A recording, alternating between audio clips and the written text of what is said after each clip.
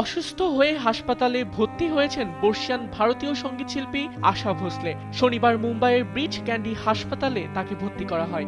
ভারতীয় সংবাদ মাধ্যম জানিয়েছে ৯২ বছর বয়সী এই কিংবদন্তি শিল্পী কার্ডিয়াক অ্যারেস্টে আক্রান্ত হয়েছেন এবং বর্তমানে ইমার্জেন্সি ইউনিটে চিকিৎসাধীন রয়েছেন।